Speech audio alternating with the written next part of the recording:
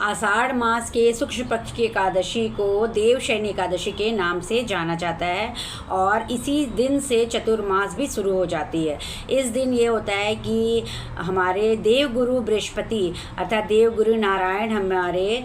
योग निद्रा में चले जाते हैं और फिर वो 4 महीने के लिए अपने सारा कारोबार अपना मतलब सारा काम भोलेनाथ के परिवार के समक्ष सौंप करके वो योग निद्रा में चले जाते हैं और चतुर्मास का प्रारंभ यहीं से हो जाता है। चतुर्मास के समय में कोई भी मांगलिक कार्य किसी भी तरह का कोई भी कार्य करना वर्जित होता है और इस बार जो एकादशी देवशयनी एकादशी है वो 24 तारीख से ही प्रारंभ हो जा रही है अर्थात 24 जुलाई से ही प्रारंभ हो जा रही है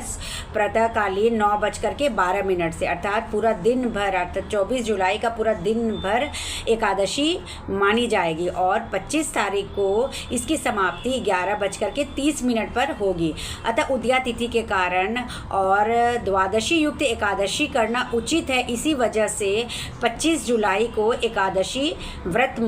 मनाई जाएगी अर्थात व्रत का पालन किया जाएगा। 24 तारीख की एकादशी 10वीं युक्त एकादशी है जो कि करना उचित नहीं है। अतः 25 तारीख की एकादशी ही मान्य है और एकादशी करना बहुत ही पुण्य का काम है। इससे विष्णु लोक की प्राप्ति होती है, हमारे पुण्य में वृद्धि होती है और हमारे पुण्य बढ़ने से हमारी खुशी अपने आप बढ़ जाती है, हमारे तकलीफ़ अपने आप दूर हो जाते हैं। जैसे कि मान लीजिए अगर हम कहीं जाते हैं, हमारा कुछ अहित होना हो, अगर मान लें हमारे एक्सीडेंट होना हो, लेकिन हमारा पुण्य अगर बढ़ा भी रहेगा तो हल्का सा खरोच आकर के ही हमारे सारे दुख तकलीफ दूर हो जाएंगे अर्थात हमें पता भी नहीं चलेगा और हमारे अगर पुण्य में वृद्धि रहेगी तो हमारे दुख हमें पता ही नहीं चलेंगे, वो हमारे समक्ष आकर के चले जाएंगे क्योंकि नियति का लिखा हुआ कोई भी टाल नहीं सकता है। लेकिन अगर हमारे पुण्य बढ़ जाते हैं तो वो कम हो जाते हैं हमारे तकलीफ। इस वजह से एकादशी का व्रत करना भी बहुत ही फलदायी रहता है। एकादशी का व्रत जो देवशयनी एकादशी है वो उसकी समाप्ति अर्थात चतुर्मास की समाप्ति देव उठनी एकादशी पर होगी जो इस बार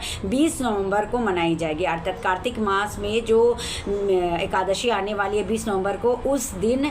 हमारे बृहस्पति गुरु अपने योग निद्रा को तोड़ देंगे और अपने कारोबार संभाल लेंगे, तो वह देव उठनी एकादशी के नाम से जानी जाती है। कुछ ऐसे कार्य कुछ किसी कारणवश अगर एकादशी हम नहीं करते और एकादशी का हम पालन कर लेते हैं, कुछ 5 नियम का पालन कर लेते हैं तो हमें फल की प्राप्ति होती है एकादशी व्रत किए बिना। तो सबसे पहले तो नदी सरोवर में स्नान करना, लेकिन सावन भादों के महीने में नदी सरोवर में स्नान करना उतना ज़रूरी नहीं है क्योंकि इस समय नदी तालाब सरोवर में पानी का जो स्तर होता है वो बहुत बढ़ जाता है और पानी थोड़ा दूषित भी हो जाती है। इसलिए अपने घर के पानी में ही गंगा जल मिला करके स्नान करना फलदायी माना जाता है। स्नान करना, विष्णु भगवान की पूजा आराधना, अपने श्रद्धा और अपने दिल से भरपूर पूजा करना, माँ लक्ष्मी और विष्णु भगवान की पूजा करना, फिर